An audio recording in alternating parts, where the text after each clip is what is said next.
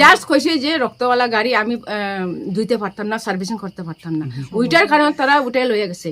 Second OC বলে কইছে যে কি কইছে কি আমার থানা আমার মর্জি, তার থানা তার মর্জি, আমার সার্ভিস আমার মর্জি। তারা কি কারণ, তার কি অধিকার আছে যে আমার নিজের সার্ভিসিং এ আমি না করে যে তারা যে উঠে নিয়ে গেছে, তারা কি অধিকার আছে? তারা অধিকার আছে আমার এটা নিজস্ব, আমার নিজস্ব সার্ভিসিং আমি করলে করবো না করেন নাই, তারা কি অধিকার আছে নাকি? থানা ওসি তারা যেহেতু গুন্ডামি করবো, তারা অধিকার আছে নাকি তারা ওরকম করার? আমরা চাই যাতে ভবিষ্যতে ওরকম যাতে থানার যেই হোক, ওসি হোক, সেকেন্ড ওসি হোক, যেই হোক, যাতে ওই জিনিসটা তারা না করে। আমার ইচ্ছা আমার মর্জি। নমস্কার, পাবলিক নিউজ নেক্সট চ্যানেলে আপনাদের জানাই স্বাগতম। সংবাদ পড়ছি আমি পল্লবী। রক্ষকই যখন ভক্ষক হয়ে ওঠে, তখন সাধারণ মানুষের গণতান্ত্রিক অধিকার হরণ হয়ে যায়। শনিবার বিকেল 3টে নাগাদ এমনই একটি কাণ্ড ঘটে গেল ধলাই বাজারে। পুলিশের একটি রক্তাক্ত ভ্যান গাড়ি ধুয়ে দিতে অস্বীকার করায় নিরুপম বর্মন নামের এক যুবককে জোর জবরদস্তি তুলে এনে থানায় আটকে রাখল পুলিশ। ধলাই থানা পুলিশের এই ধরনের দাদাগিরিতে এদিন তীব্র ক্ষোভের সৃষ্টি হয় এলাকা জুড়ে। ঘটনাটির প্রতিবাদে এদিন সন্ধ্যা 5:30 নাগাদ ডিমাসা মহিলা সমিতির উদ্যোগে 3 শতাধিক পুরুষ মহিলা ধলাই থানা ঘেরাও করেন। এদিন ক্ষুব্ধ শত শত মহিলা নিরুপম বর্মনের নিঃশর্ত মুক্তির দাবি জানান। একই সঙ্গে অভিযুক্ত পুলিশ অফিসারকে ক্ষমা চাওয়ার দাবি জানান। এদিন থানার ভেতরে প্রায় 2 ঘন্টা সময় ধরে জনগণ বিক্ষোভ প্রদর্শন করতে থাকেন।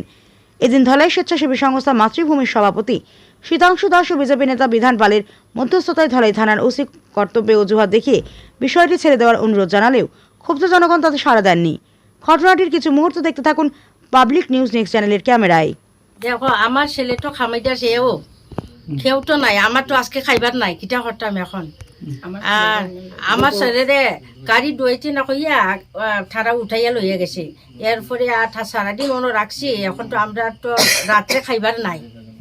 ছেলে খামাইটার উপরে আডু ওলা উঠাইয়া লইয়া গেছে, গাড়ি ডুয়াইছে না, ঠাড়া রক্ত শক্ত লাগাই দিটা গাড়ি ডুয়াইছে না কইয়া।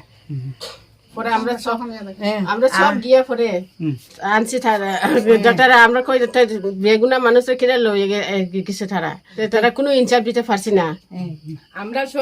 আমরা গ্রামের যত মহিলা, তারপরে আমরা ছেলের যত বন্ধুরা গেছিল, তারা সব আমরা থানার সেকেন্ড ওসিরে জিজ্ঞাসি যে আমরা কি কারণে আমরা ছেলেরা উঠে নিয়ে গেছে, হে কি অপরাধ করছে। জাস্ট কইছে যে রক্তওয়ালা গাড়ি আমি ধুইতে পারতাম না, সার্ভিসিং করতে পারতাম না, ওইটার কারণে তারা উঠে লইয়া গেছে। সেকেন্ড ওসি বলে কইছে যে কি কইছে কি আমার থানা আমার মর্জি, তার থানা তার মর্জি, আমার সার্ভিসিং আমার মর্জি।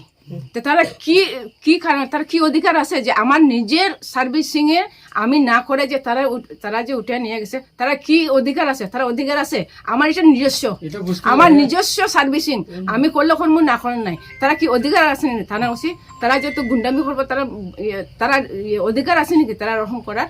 আমরা চাই যাতে ভবিষ্যতে ওরকম যাতে থানার যেই হোক, ওসি হোক, সেকেন্ড ওসি হোক, যেই হোক, যাতে ওই জিনিসটা তারা না করে। আমার ইচ্ছা আমার মর্জি। ওটা হইলো দুপুর 3:30টার সময় তারা আসলো আমার গাড়ি, তারা প্রাইভেট গাড়ি লইয়া থানা তোলাই থানার সেকেন্ড ওসিয়ে আমার কইছিল তারা গাড়ি সার্ভিসিং করে দেবে, রক্ত শক্ত লাগাইলে আসলো।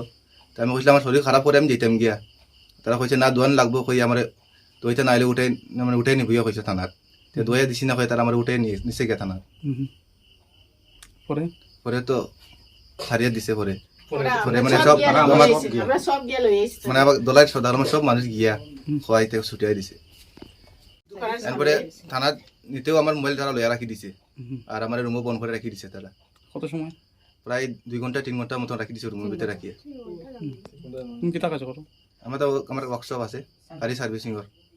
কোন জায়গায়? দলাই সদাগ্রাম থানার দাদু।